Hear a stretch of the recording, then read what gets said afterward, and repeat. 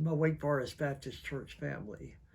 I've been a pastor now for 42 years, and this week is a celebration for me. I mark the 16th anniversary of the Sunday that you called me to be your pastor.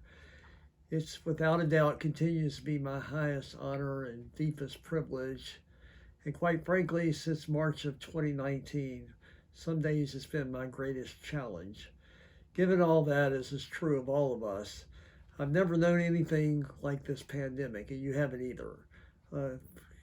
Health crisis, severe and constantly changing in scope. And because of that, churches like ours everywhere are being challenged to come up with guidelines that will promote safety and seek the welfare of all. The Regathering team continues to meet for months now, on average about every other week, has continually monitored the guidelines put forth by the CDC and used them as the best model for how we are to respond. The virus is ever changing, and so may future guidelines. For now, however, the CDC policy calls for the following guidelines that we as our church are adopting. Number one, and most importantly, all are welcome. That never changes. At present, fully vaccinated individuals can safely do most activities without wearing a mask or need to social distance from each other in most settings. Individuals who are not vaccinated should continue to practice mask wearing for all indoor settings. Number two, there are two exceptions. Again, following CDC guidelines.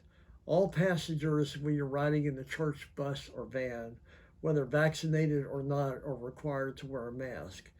In addition, all volunteers working with children or preschool ministry activities are required to wear a mask, and all children 5 years of age or older are required to wear a mask for all indoor ministry activities. So let me say, I just continue to appreciate and celebrate the desire that so many of you have to express love for one another, along with a desire to practice the safety practices. This reflects the better spirit of our church. It's the hallmark of what I always celebrate and talk to others about when it comes to the spirit of our church. And so we continue to do the best we can. We continue to do everything we can to minimize risk while celebrating the continued health that our church is exhibiting in so many refreshing and wonderful ways. And so, like I always say, brave journey. And let us do the best we can with the circumstances that are now presenting themselves to us, and let us go forward as God leads us.